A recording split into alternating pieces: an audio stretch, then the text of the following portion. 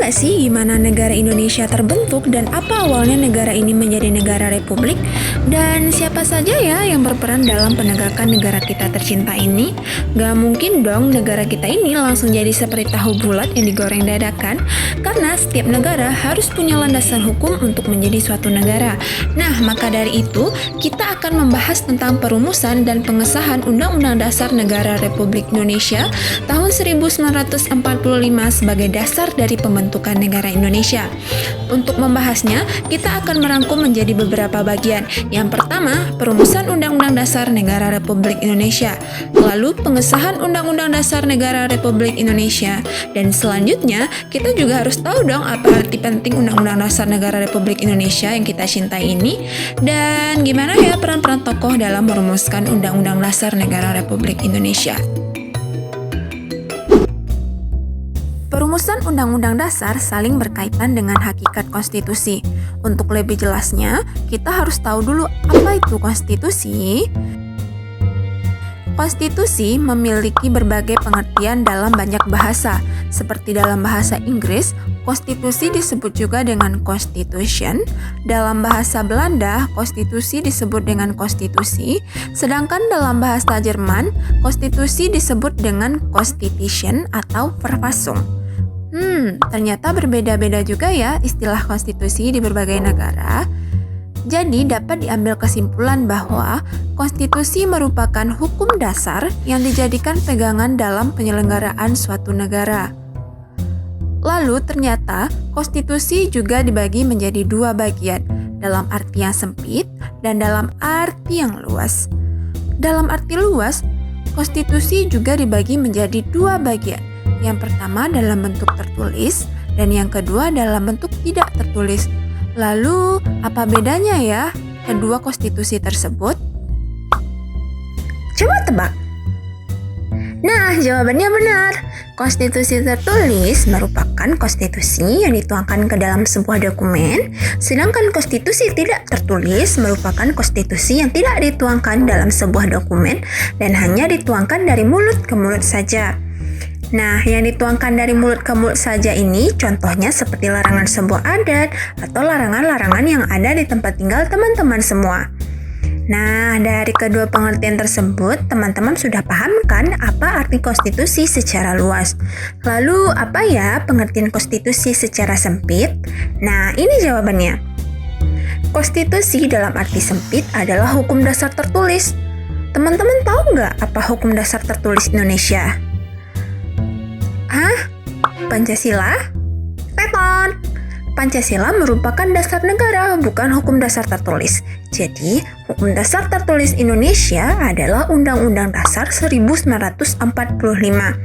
Jadi, Undang-Undang Dasar 1945 merupakan konstitusi yang tertulis karena Undang-Undang Dasar 1945 dituangkan ke dalam sebuah dokumen.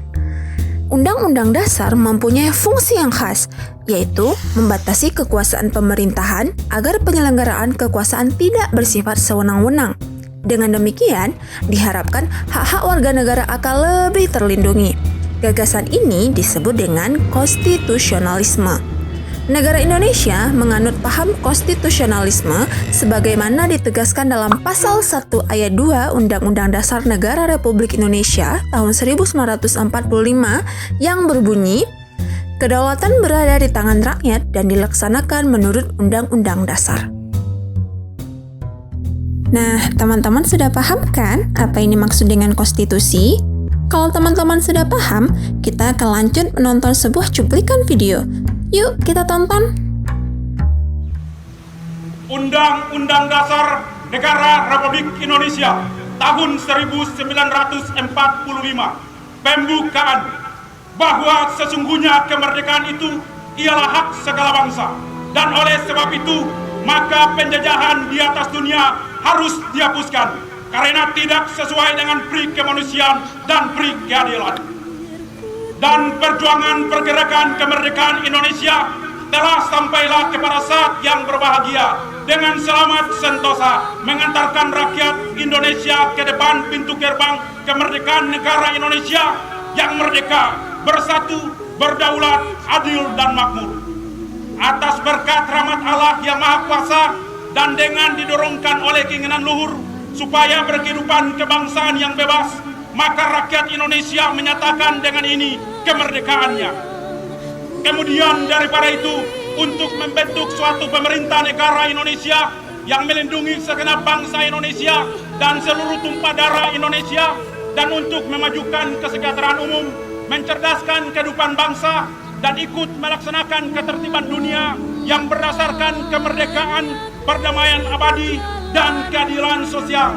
Maka disusunlah kemerdekaan kebangsaan Indonesia itu dalam suatu undang-undang dasar negara Indonesia yang terbentuk dalam suatu susunan negara Republik Indonesia yang berkedaulatan rakyat dengan berdasar kepada ketuhanan yang Maha Esa, kemanusiaan yang adil dan beradab, persatuan Indonesia, dan kerakyatan yang dipimpin oleh hikmat kebijaksanaan dalam permusyawaratan perwakilan, serta dengan mewujudkan suatu keadilan sosial bagi seluruh rakyat Indonesia. Nah, pasti teman-teman tahu dong apa yang dibacakan Bapak Tentara itu? Yaps, benar. Bapak itu membacakan pembukaan Undang-Undang Dasar 1945. Teman-teman tahu nggak bagaimana proses terciptanya Undang-Undang Dasar 1945 tersebut menjadi konstitusi negara? Kalau teman-teman belum tahu, yuk mari kita bahas.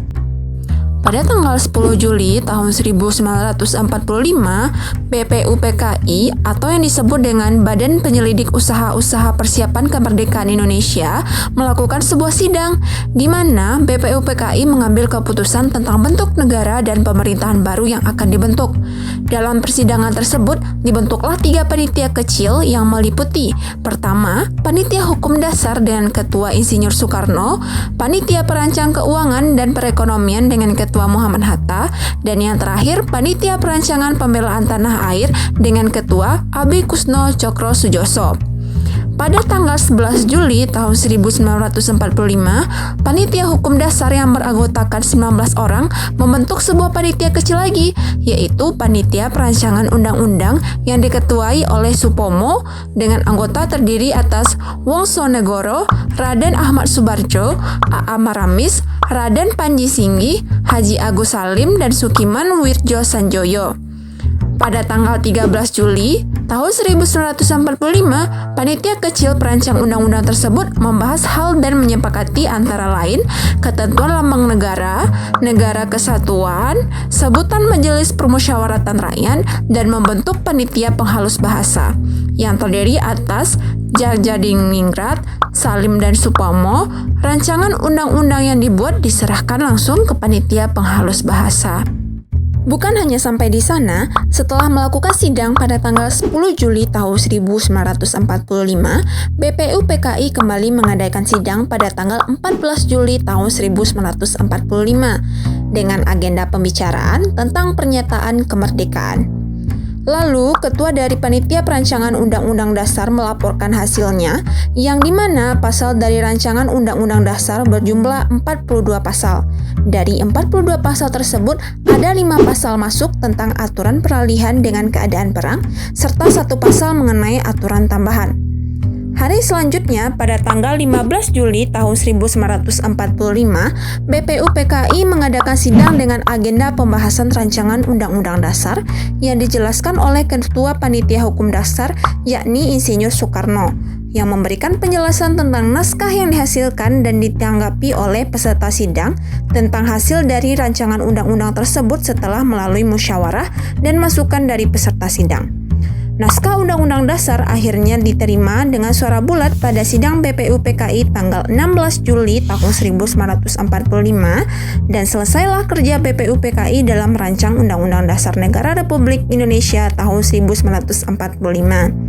Nah teman-teman, dari semua rangkaian peristiwa tersebut, kita bisa lihat kan betapa sibuknya pemerintahan Indonesia pada masa itu.